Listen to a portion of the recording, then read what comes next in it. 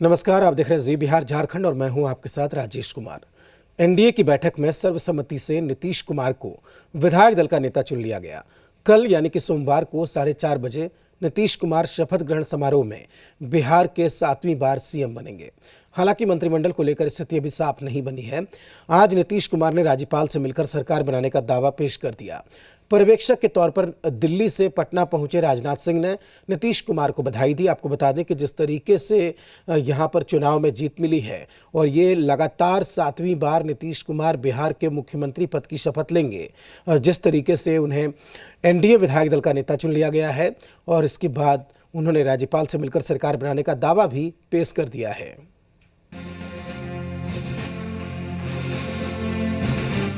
नीतीश कुमार फिर बनेंगे मुख्यमंत्री। एनडीए विधायक दल की बैठक में सर्वसम्मति से चुने गए विधायक दल के नेता 7वीं बार नीतीश लेंगे मुख्यमंत्री पद की शपथ। जी हां, नीतीश कुमार फिर से बिहार की कमान संभालेंगे। विधायक दल की बैठक में सर्वसम्मति से नेता चुने जाने के बाद नीतीश कुमार ने राज्यपाल को सरकार बनाने का दावा पेश किया। नीतीश कुमार सोमवार को मुख्यमंत्री पद की शपथ लेंगे। ये वो 7 तस्वीरें हैं जो बताती हैं कि नीतीश कुमार बिहार की राजनीति में कितने महत्वपूर्ण हैं। अब तक 6 बार नीतीश कुमार बिहार के मुख्यमंत्री पद की शपथ ले चुके हैं। इंजीनियरिंग की पढ़ाई करने वाले नीतीश कुमार सबसे पहले मार्च 2000 में मुख्यमंत्री बने थे। हालांकि बहुमत नहीं होने की वजह से कुछ दिनों में ही उनकी सरकार गिर गई। फिर 2005 में दूसरी बार मुख्यमंत्री बने। 26 नवंबर 2010 को नीतीश कुमार ने तीसरी बार बिहार के मुख्यमंत्री पद की शपथ ली। बाद में कार्यकाल के पूरा होने से पहले ही 2014 के लोकसभा चुनाव में हुई पार्टी की करारी हार का जिम्मा लेते हुए उन्होंने इस्तीफा दे दिया। उस समय जीतन राम मांझी को मुख्यमंत्री पद का कार्यभार दिया गया। फरवरी 2015 को चौथी बार नीतीश कुमार ने बिहार की कमान संभाली। उन्होंने सीएम के तौर पर शपथ ग्रहण की। 2015 में बिहार के विधानसभा चुनाव में नीतीश कुमार की पार्टी जेडीयू और लालू यादव की आरजेडी के बीच महागठबंधन बना। महागठबंधन ने इस चुनाव में शानदार जीत दर्ज की। 20 नवंबर 2015 को नीतीश कुमार 5वीं बार मुख्यमंत्री बने। इसी सरकार में तेजस्वी यादव डिप्टी सीएम बने थे। करीब 1.5 साल बाद ही नीतीश कुमार ने आरजेडी के साथ गठबंधन तोड़ने का फैसला लिया। फिर बीजेपी के साथ गठबंधन में सरकार बनाई। जुलाई 2017 को नीतीश कुमार 6वीं बार बिहार के मुख्यमंत्री बने। अब नीतीश कुमार 7वीं बार कल मुख्यमंत्री पद की शपथ लेंगे। इस चुनाव में लगातार हार की आशंका का डर झेल रहे नीतीश कुमार ने तीसरे चरण की वोटिंग से पहले अपने आखिरी चुनाव का बयान दिया और इसका उन्हें फायदा भी हुआ। और जान लीजिए, आज चुनाव का आखिरी दिन है, अब परसों चुनाव है और ये मेरा अंतिम चुनाव है। अंत भला तो सब भला। अब आप बताइए, वोट दीजिएगा ना इनको? हाथ उठा के बताइए। बिहार की राजनीति में नीतीश कुमार का कद आज सबसे बड़ा है। यही वजह है कि इस चुनाव में बीजेपी से कम सीटें आने के बावजूद वो एनडीए सरकार में मुख्यमंत्री बन रहे हैं। इस बार विधानसभा चुनाव में बीजेपी ने 74 सीटें जीती तो जेडीयू ने 43 सीटों पर जीत दर्ज की। पहली बार ऐसा हुआ कि बीजेपी ने जेडीयू से ज्यादा सीटें जीती हैं। इसके बावजूद नीतीश कुमार मुख्यमंत्री पद की शपथ ले रहे हैं। पूरे चुनाव में लगातार प्रधानमंत्री ने नीतीश कुमार को ही एनडीए का मुख्यमंत्री बताया और उन्होंने पत्र लिखकर भी कहा कि नीतीश कुमार को जिताएं।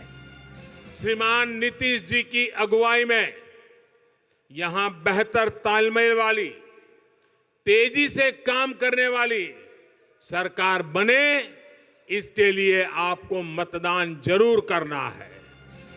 बतौर मुख्यमंत्री इस बार नीतीश कुमार का काम और सुशासन का काफी दबाव होगा। सुशासन के साथ बिहार की राजनीति में बदलाव की बड़ी शुरुआत करने वाले नीतीश कुमार पर एक तो 15 साल के कामकाज के बाद लोगों की नाराजगी है, साथ ही कम सीटें जीतने का दबाव भी है। ऐसे में नीतीश कुमार अपनी कुशलता से एक साथ बिहार में बड़े भाई बने बीजेपी और करीब 10 करोड़ बिहार की जनता को एक साथ साधने की कोशिश करेंगे। ब्यूरो रिपोर्ट, जी मीडिया। और अब आपको 7 तस्वीरें दिखाते हैं जो बताने के लिए काफ़ी है कि नीतीश कुमार बिहार की सियासत में कितने महत्वपूर्ण हैं।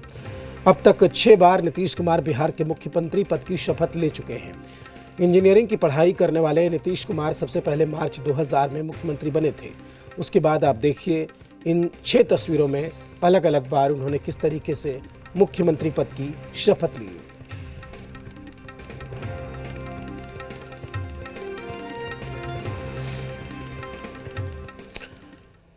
इधर सुशील मोदी के ट्विटर से भी डिप्टी सीएम का पद हटा दिया गया है। ट्विटर पर उनका दर्द छलका। उन्होंने कहा कि कार्यकर्ता का पद कोई छीन नहीं सकता।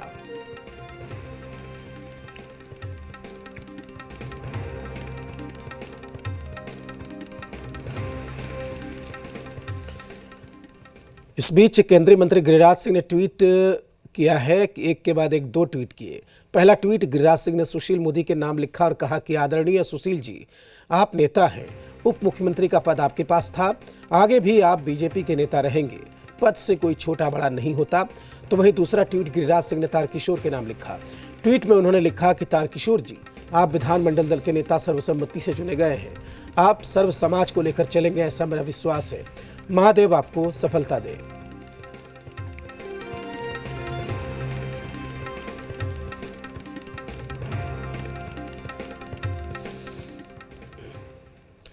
इस पर जेडीयू के प्रदेश अध्यक्ष वशिष्ठ नारायण सिंह का बयान सामने आया है। उन्होंने कहा कि जल्द ही नए मंत्रिमंडल का स्वरूप सामने आ जाएगा। साथ ही सुशील मोदी के लिए उन्होंने ये भी कहा कि ये बीजेपी का अधिकार है कि इसको डिप्टी सीएम वो बनाते हैं। सुशील बीजेपी के कद्दावर नेता हैं और रहेंगे। एनडीए के सभी दल चाहते हैं कि नीतीश कुमार ही सीएम बने। इस वक्त हमारे साथ मौजूद हैं जेडीयू के प्रदेश अध्यक्ष और राज्यसभा सांसद वशिष्ठ नारायण सिंह। दादा, इस नई सरकार का क्या स्वरूप होगा? कल जो शपथ ग्रहण हो रहा है उसका सरकार का सब दोनों पार्टी के नेता बैठे हुए थे, बातचीत हुई और जल्द ही नई सरकार का स्वरूप आ जाएगा। आज इतना जरूर हुआ कि नीतीश कुमार जी विधिवत नेता घोषित हुए गठबंधन के, और फिर उसके बाद कल मंत्रिमंडल का गठन हो सकता है, और उसके बाद तो एक बार में होगा या 2 बार में होगा, ये सब तो मुख्यमंत्री के ऊपर निर्भर करता है। सभी चीज़ें बहुत सौहार्दपूर्ण वातावरण में हुई। डिफेंस मिनिस्टर राजनाथ सिंह इस मीटिंग में शरीक हुए, बीजेपी के सभी वरिष्ठ नेता भी शामिल हुए और बड़ा उत्साह से सब कुछ संपन्न हुआ। इसलिए अब इंतजार करिए कुछ दिन तक कि मंत्रिमंडल का क्या स्वरूप होता है, कैसे। तो पहले ही के जैसे मंत्रिमंडल रहेगा कि कुछ उसमें बदलेगा जो इससे पहले था, 2020 से पहले पुराने? देखिए, स्वाभाविक है ना कि कुछ बदल, कुछ बहुत से लोग हार भी गए हैं, नए लोग भी आ गए हैं, तो दोनों पार्टियों में बातचीत हो गई। उसके बाद जो कुछ होना होगा वो लोग तय करेंगे। तो ये थे हमारे साथ वशिष्ठ नारायण सिंह, जेडीयू के प्रदेश अध्यक्ष। की कैमरामैन अशोक के साथ धीरज ठाकुर, जी मीडिया, पटना। बीजेपी विधायक तारकिशोर प्रसाद पार्टी के विधानमंडल दल के नेता बनाए गए हैं और इनको सीएम बनाए जाने की चर्चा है, डिप्टी सीएम बनाए जाने की। जी मीडिया संवाददाता रजनीश ने तारकिशोर प्रसाद से खास बातचीत की। हमारे साथ है तारकिशोर प्रसाद, बिहार विधानमंडल दल के नेता चुने गए हैं। और तारकिशोर जी, पहले तो बहुत बधाई हो, और डिप्टी सीएम के रूप में भी आप आ रहे हैं। जी, अभी तक तो हम विधानमंडल के नेता के रूप में हमारी घोषणा हुई है, और फिर मंत्रिपरिषद के कौन सदस्य होंगे, डिप्टी सीएम की क्या रूपरेखा होगी, अभी बात चल रही है कि उसमें एक महिला डिप्टी सीएम भी होगी। तो ये सारी चीज़ें अभी चीज़ों पर मंथन चल रहा है। तो जो भी स्वरूप बनकर आएगा और उसमें हमारी जो भूमिका होगी उसका निर्वहन बेहतर ढंग से करेंगे। लेकिन अभी तक जो यही देखने में आया है चलन में कि जो विधानमंडल दल के नेता रहे हैं वो उप मुख्यमंत्री का पद संभाले। नहीं, अगर यह परंपरा हमारा नेतृत्व ने आगे बढ़ाया तो निश्चित रूप से उस रूप में भी काम करने का अवसर मिलेगा। और यदि बात करें, एक बहुत ही मजबूत जोड़ी के रूप में जाने जाते थे सीएम और डिप्टी सीएम। वो तो मजबूत जोड़ी अभी भी है। हमारा वो नेतृत्व है ना, नेतृत्व जो निर्णय लेगा उसके मार्गदर्शन में हम सब मंत्रिपरिषद में अगर मुझे जाने का अवसर मिलेगा तो उसमें काम करेंगे। उसमें श्री सुशील कुमार मोदी जी हमारे नेता हैं। विधानमंडल दल के नेता के तौर पे जो जवाबदेही मिली है, इसको भी बहुत ही शिद्दत के साथ वो निभाएंगे और इसको लेकर वो अपनी प्रतिबद्धता भी दोहरा रहे हैं। कैमरामैन मुकेश के साथ रजनीश, जी मीडिया, पटना। रेणु देवी बीजेपी विधायक दल की उपनेता चुनी गई हैं। उनसे भी खास बातचीत की हमारे संवाददाता रुपेंद्र ने। बेतिया विधायक रेणु देवी हमारे साथ हैं। बीजेपी विधायक दल की उपनेता चुनी गई हैं। रेणु जी उपनेता चुनी गई हैं। सबसे पहले तो मैं अपने नेताओं को धन्यवाद देती हूँ कि जिन्होंने मेरे को विश्वास करके उपनेता चुना है। निश्चित रूप से सदन में मैं अच्छा काम करूँगी। तो आपको ये आशा थी कि उपनेता आप चुने जाएंगे? मुझे किसी तरह की आशा नहीं थी। जो हम लोग ऐसे हैं कार्यकर्ता कि हमें जो दायित्व मिलता है उस दायित्व का निर्वहन करते हैं, बढ़िया से निर्वहन करते हैं। ये दायित्व है हम लोगों का और काम करने का अपना दायित्व है। तो आपने अच्छा काम किया तो उसका इनाम मिला? पता नहीं मेरे को, काम करने के लिए जानते हैं, पार्टी जो आदेश करती है उसका पालन करते हैं। 2005 में जब बेतिया से विधानसभा से चुन के नहीं आई, लेकिन लोकसभा में देखा गया 2015 की बात करें, 2015 में जब नहीं चुन के आई, उसके बाद 2019 की लोकसभा में आपने पूरे बिहार का दौरा किया। जी निश्चित रूप से मैं राष्ट्रीय उपाध्यक्ष थी और पार्टी ने मुझे उस लायक समझा कि पूरे बिहार में दौरा करने से हम पार्टी का कुछ कर सकते हैं।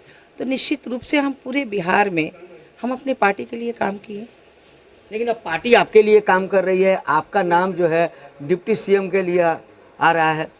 देखिए मेरे को ये सब कुछ पता नहीं है। पार्टी जो दायित्व देती है उसी का हम काम करते हैं। पार्टी जो दायित्व देगी उसका काम करेंगे। आज दायित्व उपनेता का दिया है, निश्चित रूप से उसका निर्वहन करेंगे। उपनेता का दिया, डिप्टी सीएम का देगा तो?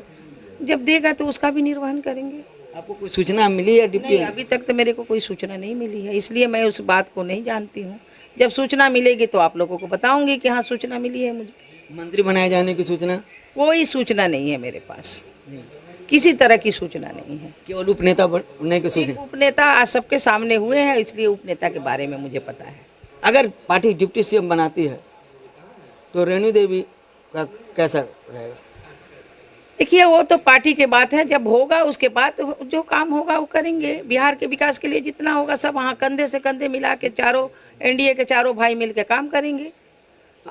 उसमें ऐसा कुछ नहीं है कि अभी हम कुछ बनाने वाले बनेगा तो देखा जाएगा। नीतीश जी की कैबिनेट में पहले से भी आप मंत्री थी, कैसे उनके साथ आपके विचार हैं?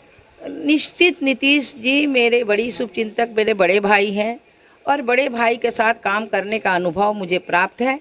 हमने जिस विभाग को उन्होंने सौंपा था, कला संस्कृति विभाग को, मैंने ईमानदारी से काम की, जिसका जश मुझे बिहार में मिला और हमारे पार्टी एनडीए की सरकार को भी मिला।